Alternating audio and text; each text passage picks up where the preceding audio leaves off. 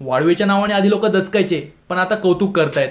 मराठी माणूस त्याचं कौतुक करताना अक्षरशः थकत नाहीये। एवढा जबरदस्त आणि वेगळ्या धाटणीचा सिनेमा मराठीमध्ये मी पहिल्यांदाच बघितला।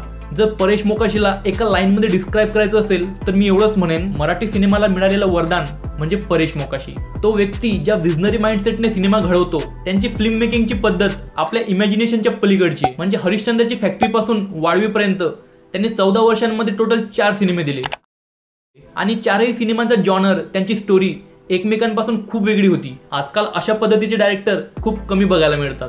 त्यांची अजून एक गोष्ट मला आवडते ती म्हणजे ते सिनेमाला पूर्णपणे वेळ देतात, कुठेही घाई गडबड करत नाही। रायटिंग पासून एक्झिक्युशन पर्यंत जी सिच्युएशन त्यांनी इमॅजिन केली ती प्रत्यक्षात घडवणं, कलाकारांकडून, सिनेमाच्या पूर्ण टीमकडून ते करून घेणं ही एक जर्नी असते। तो एफर्ट, तो हार्डवर्क, ती प्रोसेस तो व्यक्ती एन्जॉय करतो। माझा personal experience as a example म्हणून मी सांगतो। हा व्हिडिओ माझ्या माइंडमध्ये येण्यापासून तर एक्झिक्युशन पर्यंत टोटल 4 दिवस लागली। तसं बघायला गेलं तर हा टॉपिक थोडासा चॅलेंजिंग वाटू शकतो। 1912 पासून आतापर्यंतची हिस्ट्री मांडायची, त्याला डिटेलमध्ये स्टडी करायचं, काही चुका होतील का, मी या टॉपिकला न्याय देऊ शकेल का, 111 वर्षांची ही टाइमलाईन मला स्टेप बाय स्टेप प्रेझेंट करता येईल का, या सर्व गोष्टींचा विचार मी एक सेकंड सुद्धा केला नाही। मी ती प्रोसेस एन्जॉय केली। मी जर व्हिडिओ बनवताना हे विचार मनामध्ये आणले असते तर मी शेवटपर्यंत पोहोचू शकलो नसतो। तसंच परेश मोकाशी सिनेमा बनवण्याची पूर्ण प्रोसेस एन्जॉय करतो। वाळवीचा पाया खूप स्ट्रॉंग होता। सिनेमाची स्क्रिप्ट, कुठली सिच्युएशन कशी असणार आणि ते बघताना कसं वाटेल, त्याचं प्रॉपर वर्कशॉप त्यांनी केलं, तेव्हा हा मास्टरपीस बनून तयार झाला। परेश मोकाशींनी सिनेमा लिहितानाच विचार करून ठेवला होता की सिनेमा बघणाऱ्या लोकांना पूर्णपणे याच्यामध्ये अडकवायचं आणि त्याचा शेवट अनपेक्षित ठेवायचा, जेणेकरून पब्लिक शॉक होऊन जाईल आणि थिएटरमधून बाहेर निघाल्याच्या नंतर पण ती स्टोरी माणसाच्या डोक्यामध्ये फिरत राहील। मेन म्हणजे त्यांना पोलीस क्रिमिनल ड्रामाचा टच यायला द्यायचा नव्हता, जे बघून लोक विटाळून गेलेत। यात मधुगंधा कुलकर्णीचं पण तेवढंच कौतुक करावं लागेल। परेश मोकाशी सोबत त्यांनी मिळून खूप सुंदररित्या लिखाण केलंय। एलिझाबेथ एकादशी आणि चिवची चौका हे दोन्ही सिनेमे त्यांनी एकत्र लिहिले होते आणि वाळवी त्यांनी एकत्र लिहिलेला 3रा सिनेमा। सिनेमाचं लिखाण त्याचं भविष्य ठरवण्यामध्ये खूप महत्त्वाचा रोल प्ले करतो।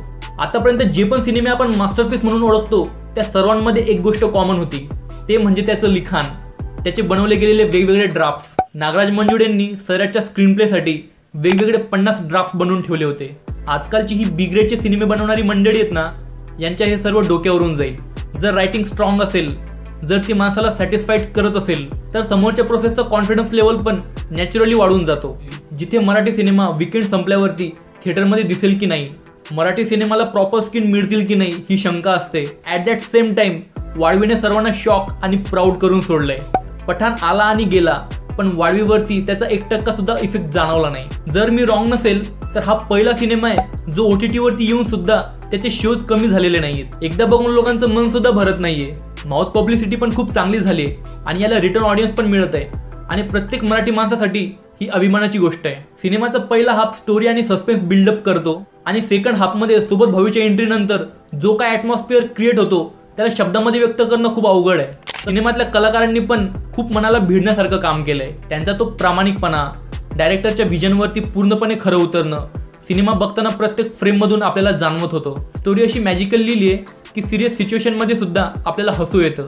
स्क्रीन प्ले एवढा एंगेजिंग आणि काही ठिकाणी सिच्युएशन एवढी टेन्स होऊन जाते की आपण श्वास रोखून धरतो की पुढे काय होणार। आणि याचा क्लायमॅक्स, बापरे, मराठी सिनेमातला one of the best climax आहे हा।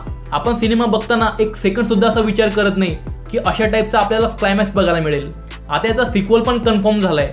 स्टोरी कशी असू शकते, काय ह्या कॅरेक्टर्सचा प्रिक्वल असेल की स्टोरी पूर्ण रिबूट केली जाईल, जिथे सिनेमाचा क्लायमॅक्स झाला तिथून स्टोरी पुढे जाईल की एका नवीन कथेची सुरुवात होईल, या सर्वांबद्दल तुमचं काय प्रिडिक्शन आहे हे मला कमेंट करून नक्की सांगा। भेटूया आपण लवकरच। जय हिंद, वंदे मातरम।